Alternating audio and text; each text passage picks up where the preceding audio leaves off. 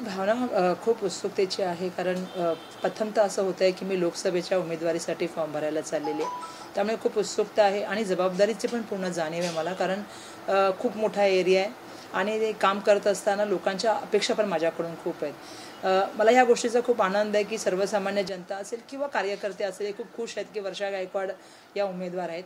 याचं कारण म्हणजे मी सर्वसामान्य कार्यकर्ता आहे. लोकांना माहिती आहे की काम करण्याचा अनुभव आहे, लोकांची कार्यकर्त्यांशी जुडण्याचा अनुभव आहे आणि मागील माझा इतिहास पाहता लोकांना पूर्णपणे खात्री आहे की ताई ही आपली ताई आहे. आणि जे एक असतं ना की बोलताना किंवा वागताना जे सहजता आहे ती त्यांच्यामध्ये मला जाणवली. आणि त्यामुळे मला ही अपेक्षा आहे, कारण मी 9 महिने जवळपास बघितलं तर मुंबई काँग्रेसचे अध्यक्षसुद्धा आहे. त्यामुळे कार्यकर्त्याशी पूर्वीपासूनचे संबंध असल्यामुळे मला अपेक्षा आहे की लोकांमध्ये उत्साहाचं वातावरण तर आहेच, पण त्याचबरोबर कार्यकर्त्यामध्ये पण. आणि येणाऱ्या जबाबदारीसाठी खरं तर लोकसभेची जी निवडणूक आहे ही तर खरं या देशाच्यासाठी खूप महत्त्वपूर्ण इलेक्शन आहे.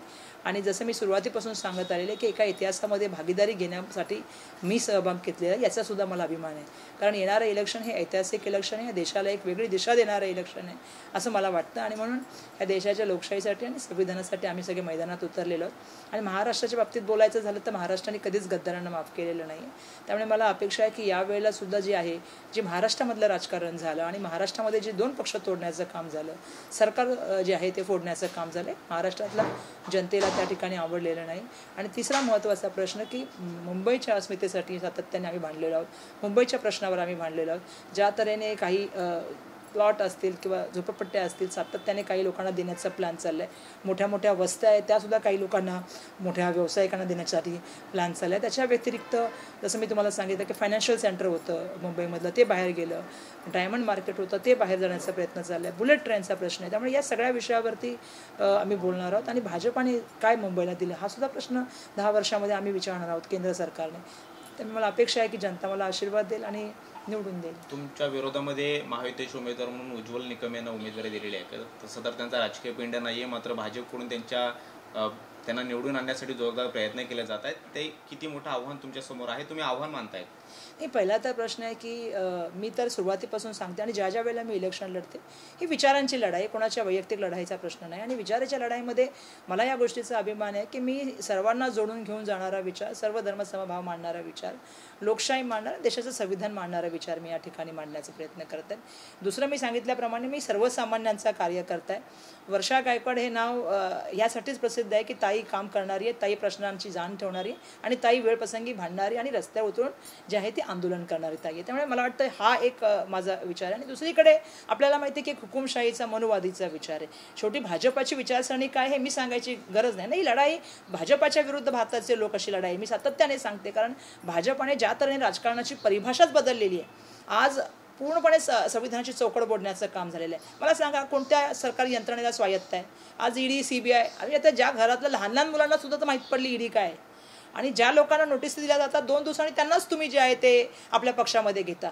इलेक्ट्रॉनिक बॉन्डच्या माध्यमातून तुम्ही जर बघितलं असेल, जेव्हा इलेक्शनमध्ये तुम्ही पैसे घेताय आणि पैसे असे घेताय की तुम्ही केजरीवालांना जेलमध्ये टाकताय आणि ज्या केससाठी त्यांना तुम्ही पैसे द्यायला सांगताय बॉन्डच्या माध्यमातून. ज्या कंपन्याचे फायदे नाही त्याच्यापेक्षा त्यांनी जास्त पैसे दिलेले आहेत.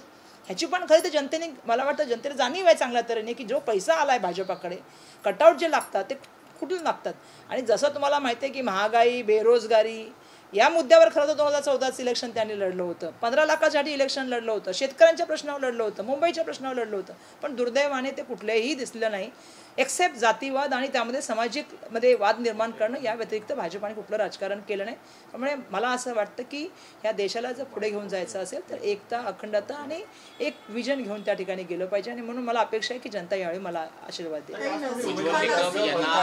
जनता असतील किंवा मग चंद्रकांत हाटोरे असतील, हे नाराज आहेत कुठेतरी. काल त्यांच्यात बैठक देखील झाली असं समजते. त्यांची समजूत काढणार आहात का, काय नाही? माझं ऑलरेडी मी भाई जगतापांना जाऊन भेटलेले आहे. भाई जगताप जे आहे ते आमचे आमदार आहेत आणि मला वाटत नाही की त्यांची काही नाराजगी असण्याचं कारण आहे. नसीम भाईला मी जाऊन भेटले, मी त्यांनासुद्धा विनंती केलेली आहे. भाई जगतापांनी मला सांगितलं की मी सिंधुदुर्गामध्ये सध्या प्रचाराला जाणार आहे आणि 2 तारखेनंतर वर्षा मी तुझ्याबरोबर काम करणार आहे. मला वाटतं हांडोरेजींना पण राज्यसभेला जे आहे ते खासदारकी दिलेली आहे. आणि काल त्यांनी स्वतःच येऊन TV वरती सांगितलं की आम्ही यांना भेटून एकत्र चर्चा करण्याचं काम करत होतो. त्यामुळे मला नाही वाटत की कुठल्याही तऱ्हेची नाराजी आहे. आणि माझ्याबद्दल नाराजी का व्हावी, कारण मी काँग्रेस वर्षाचा कार्यकर्ता आहे, एकनिष्ठ कार्यकर्ता आहे आणि सातत्याने तुम्ही जर बघाल तर मी निवडून येणारी कार्यकर्ते आणि लोकांच्या संपर्कामधला माणूस आहे. आणि माझ्या जीवनाची जर सुरुवात म्हणाल आणि माझ्या वडिलांची जर बघाल तर तुम्ही बघितलं तर माझ्या वडिलांनी पहिल्यांदा 2004 जे इलेक्शन लढलं होतं त्यावेळेला माझ्या वडिलांनी उत्तर मध्य मुंबईमधून ते इलेक्शन लढलं होतं. दुसरा सगळ्यात महत्त्वाचा प्रश्न की त्यावेळेला लोकांनी म्हटलं होतं की बाबा गायकवाड जिंकणार कसे, पण तिथल्या जनतेने निवडून दिलं आणि त्यावेळी ते जॉईंट किलर झाले. मला असं वाटतं की इतिहास पुन्हा एकदा होईल आणि वर्षा गायकवाडला जनता निवडून देईल. मी ज्या वेळेला ज्या मतदारसंघात जातात लोक मला पूर्णपणे सांगतात की आपली कार्यपद्धती, आपल्या वडिलांची कार्यपद्धती आम्हाला चांगल्या तऱ्हेने माहिती आहे आणि म्हणून आम्हाला जनसामान्यांचा नेता पाहिजे, आम्हाला सर्वसामान्य बरोबर राहणारा कार्यकर्ता पाहिजे. म्हणून मला वाटतं की लोक देतील. कुठल्याही तऱ्हेची नाराजी नाही आहे. मला वाटतं तुम्ही मीडियाच्या माध्यमातून जे चाललेलं आहे हे कुठंतरी थांबलं पाहिजे, कारण शेवटी वर्षा गायकवाडला नाराजी असण्याचं कारण काय? बिलकुल नाराजी नाही. आमच्यामध्ये एकी आहे आणि आम्ही एकत्रपणे येणाऱ्या काळामध्ये काम करू. तुमच्या विरोधात नाराजी नाहीये, तर नाराजी अशी आहे की अल्पसंख्याक उमेदवार महाविकास आघाडीकडून. नाही, मला वाटतं की इम्रान प्रतापगडींना मागील काळामध्येच राज्यसभेचं खासदार म्हणून महाराष्ट्रानेच पाठवलेलं आहे. त्याच्यामध्ये मुंबईनी सुद्धा आम्ही सुद्धा आमदारांनी त्या ठिकाणी बाकीच्यांनी मतदान केले.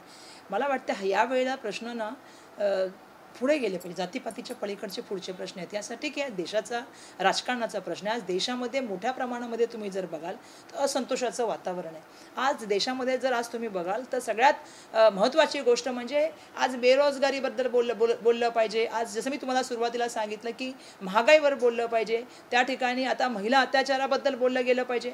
मुंबईमध्ये प्रत्येक दिवसाला 1 रेप होतो आणि 6 मोलेस्टेशन होतात. याच्यावरती बोललं गेलं पाहिजे. खरं तर आम्हाला जर बघितलं तर तुम्ही एका केसमध्ये ज्या वेळेला उत्तर मुंबईचे उमेदवार भाजपाचे नाकाला रुमाल घालून कोळीवाडा आणि आगरीवाड्यामध्ये फिरत होते आणि त्याच्या विरोधामध्ये कोळी आणि आगरी बांधवांनी आंदोलन केलं. त्यांना भाजपाच्या लोकांनी मारलं. त्यांच्यावर तर कुठल्याही तऱ्हेची केस झाली नाही, त्यांना कुठल्याही तऱ्हेचं त्या ठिकाणी अटक झालेली नाही. त्याच्यामध्ये महिलासुद्धा होत्या. वर त्यांनी काही अजूनही स्टेटमेंट केली की कोळी काय ते 200 रुपये. म्हणजे असे जर परिस्थिती जे मुंबईचे आद्य नागरिक आहेत, कोळी आणि आगरी नागरिक, तुम्ही त्यांच्याबद्दल बोलत नाही आहात. त्यामुळे कायदा सुव्यवस्थेचा प्रश्न तर आहेच ना.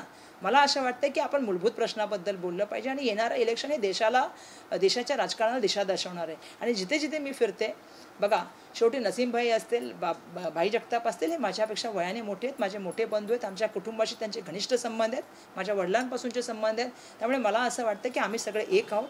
येणाऱ्या काळामध्ये आम्ही काम करणार आहोत. जसं मी तुम्हाला सांगितलं की काही मंडळी सिंधुदुर्गला आणि या ठिकाणी प्रचाराला जाणार, त्यांनी मला सुरुवातीलाच सांगितलं आणि मी प्रत्येकाची भेट घेऊन आलेली आहे. त्यामुळे कोणाचीही नाराजी नाही, एकत्रपणे काम करणार आहोत आम्ही. उज्ज्वल निकम यांची उमेदवारी जाहीर झाल्यापासून आज उत्तर मुंबईचं डिक्लेअर होईल.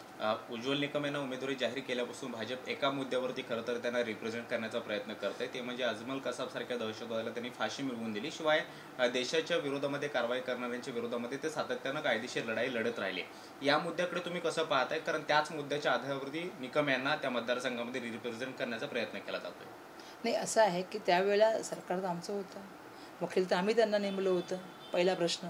आणि सरकारी वकील म्हणून त्यांनी ती भूमिका त्या ठिकाणी करण्याचं काम केलं होतं. बघा, प्रश्न असा आहे की हे इलेक्शन कशाबद्दल आहे, हे आता जनतेला माझा प्रश्न आहे. हे प्रश्न कशाबद्दल आहे? आम्हाला मुंबईच्या बाबतीत बोलायचं आहे, लोकल मुद्द्याच्या बाबतीत बोलायचं आहे. आणि आज आमचे प्रश्न असे आहे की 10 वर्ष झाले तुम्हाला, आता तरी मला वाटतं उत्तर लोकांनी मागितले पाहिजेत ना देशाच्या पंतप्रधानांना. 10 वर्षामध्ये तुम्ही दिलं काय? मुंबईला काय दिलं? म्हणजे मी सांगते की ज्यावेळी राजीव गांधी ज्यावेळेला देशाचे पंतप्रधान होते त्यांनी 100 कोटी रुपये मुंबईला दिले.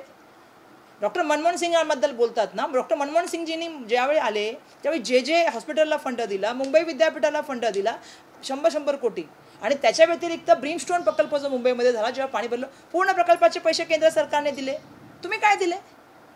मुंबईची अस्मिता असलेले प्रोजेक्ट तुम्ही घेऊन गेला. म्हणजे सांगायचं तात्पर्य असं की आता मुद्द्यांवरती इलेक्शन लढायचं की नाही लढायचं. आज महिलांना तुम्ही विचारा, गॅस किती महाग आहे.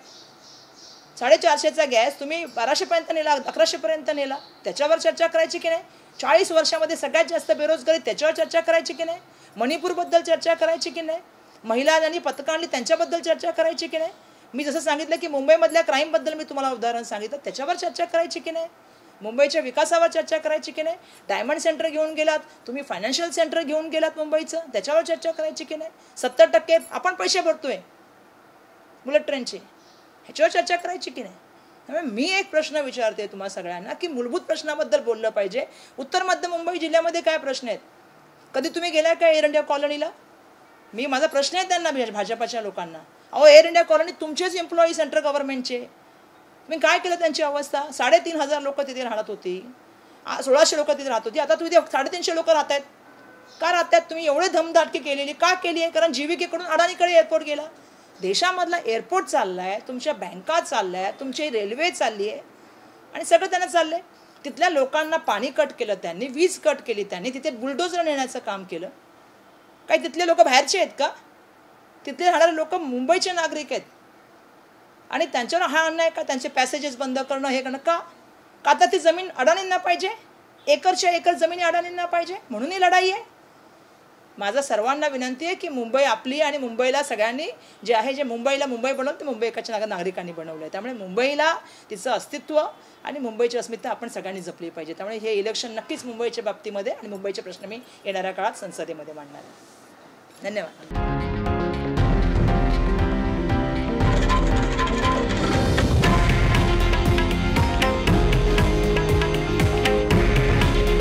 हे आहे देशातील नंबर 1 न्यूज नेटवर्क आणि आपण पाहत आहात TV9 मराठी. काळजी तुमची, हित महाराष्ट्राचं.